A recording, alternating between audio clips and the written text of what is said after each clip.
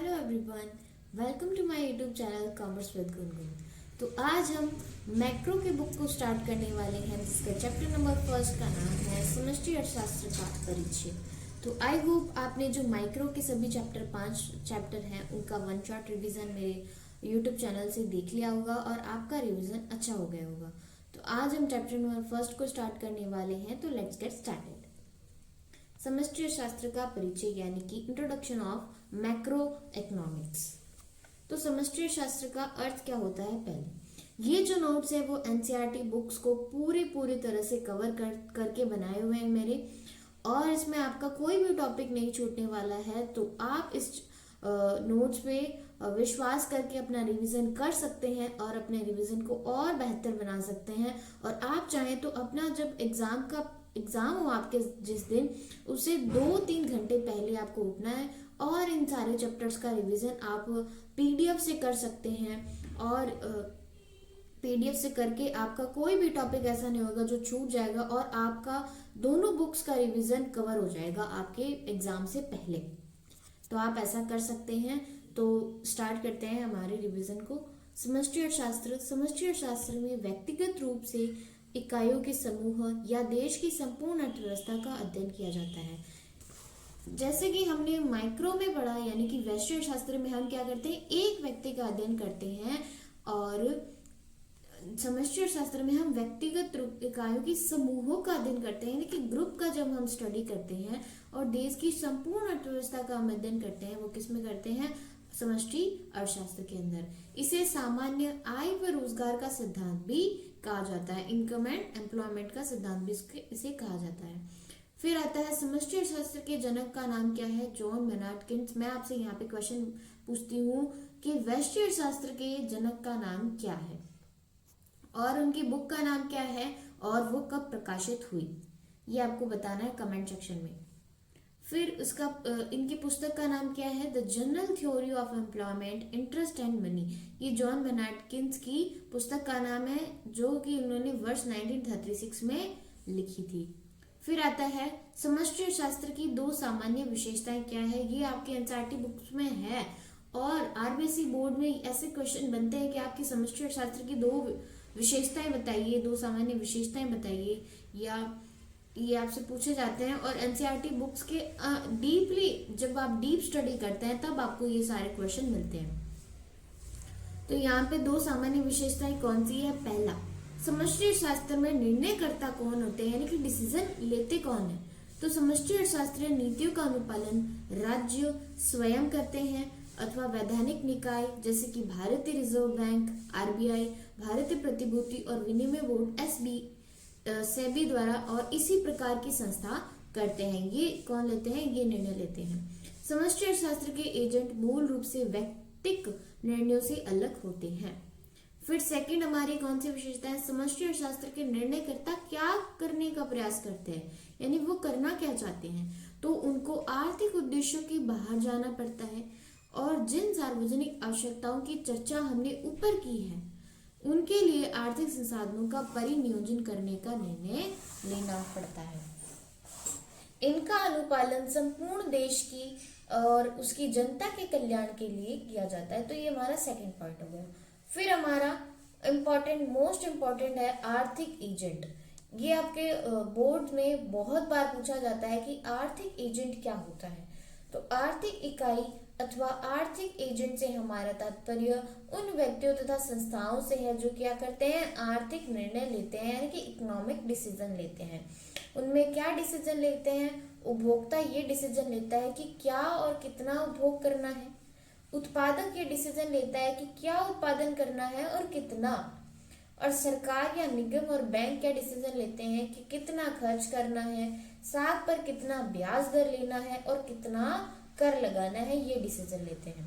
ये हमारा हो गया आर्थिक एजेंट। फिर आता है समष्टि अर्थशास्त्र का उद्भव, यानी कि समष्टि अर्थशास्त्र का उद्भव कैसे हुआ?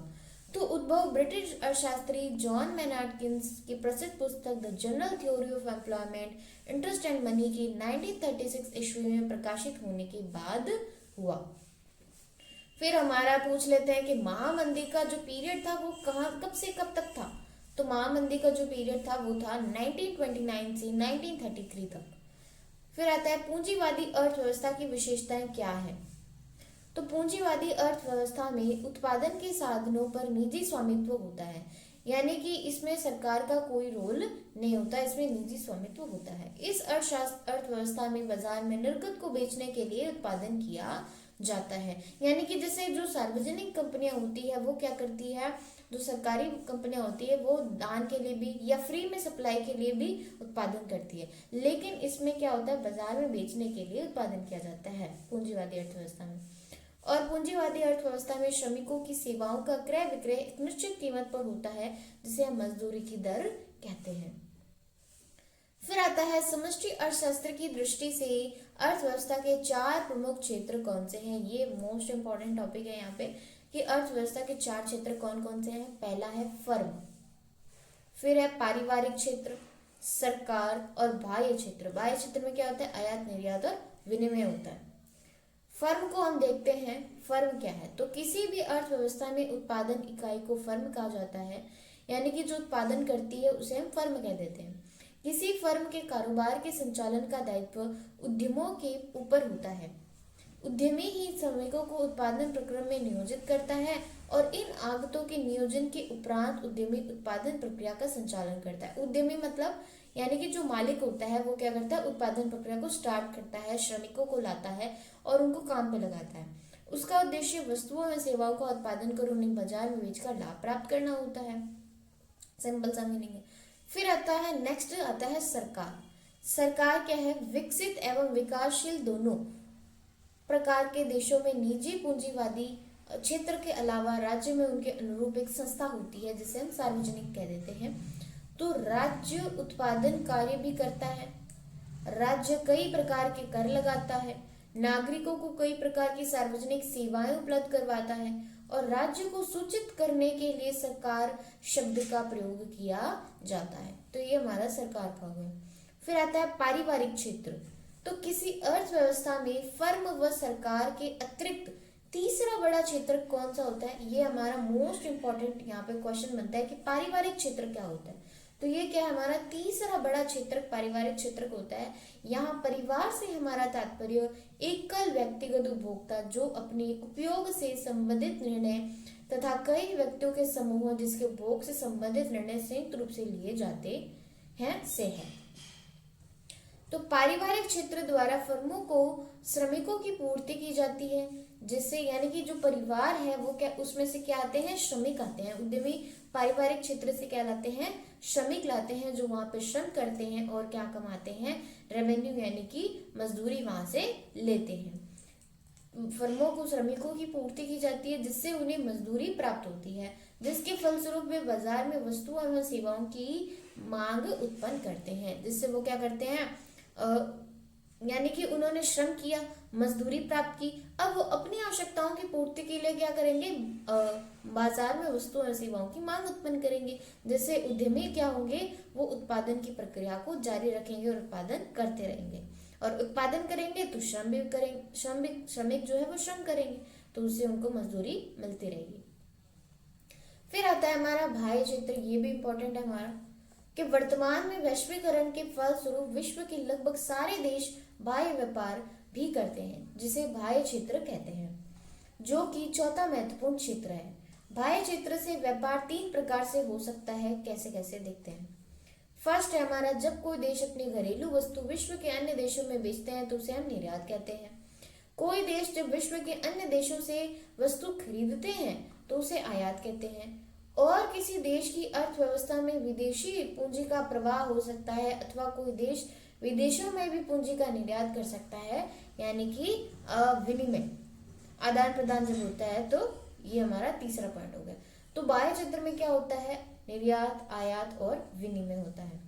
फिर हमारे पास महत्वपूर्ण शब्दावली जिसमें से क्वेश्चन बनते हैं कि उद्यमी, पूछ ले उद्यमी क्या होता है। तो उद्यमी ऐसे लोग होते हैं जो बड़े निर्णयों के नियंत्रण का कार्य करते हैं तथा फर्म या उद्यम के साथ जुड़े बड़े जोखिम का वहन करते हैं, वो उद्यमी होते हैं।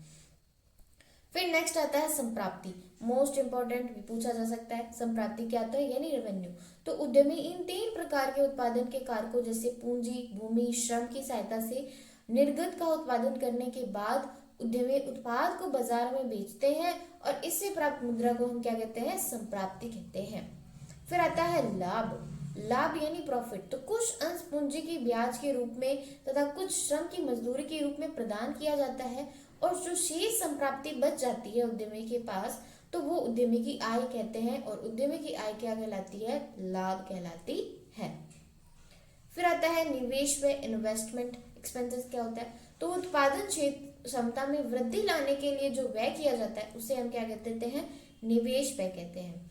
फिर पॉइंट आता है मुद्रास्फीति। क्या होता है, तो कीमतें बढ़ती है जिसे मुद्रास्फीति कहा जाता है, यानी कि जब वस्तुओं की कीमतें बढ़ने लग जाएगी यानी महंगाई होगी तो उस महंगाई को हम इकोनॉमिक्स वर्ड्स में क्या कह देते हैं, मुद्रास्फीति, इन्फ्लेशन। फिर आता है मंदी यानी कि डिफ्लेशन, यानी कि अब हमारी जो रोजगार तथा उत्पादन स्तर गिरते जाते हैं जिसे मंदी कहा जाता है, यानी कि लोगों को काम नहीं मिलता, यानी कि जो वस्तुओं और सेवाओं की मांग है वो क्या हो जाती है, गिर जाती है। और जब वस्तु और सेवाओं की मांग गिर जाएगी तो उत्पादन नहीं होगा जिससे रोजगार भी खत्म हो जाएगा और उत्पादन स्तर भी क्या हो जाएगा, गिर जाएगा। उसको हम क्या कहते हैं, मंदी। तो ये था हमारा मैक्रो का chapter number first, introduction of macro economics. I hope आपको इसके सारे टॉपिक समझ आए होंगे और ये जो नोट्स की पीडीएफ है आपको डिस्क्रिप्शन बॉक्स में मिल जाएगी तो आप वहां से चेकआउट कर सकते हैं। और इसके पहले वाली माइक्रो के जो मैंने चैप्टर 5 का रिवीजन करवाया है, यानी कि 1 से लेके 5 के मैंने वन शॉट लेक्चर अपलोड कर दिया है तो वहां से आप जाके देख सकते हैं। उसकी भी लिंक डिस्क्रिप्शन बॉक्स में आपको मिल जाएगी।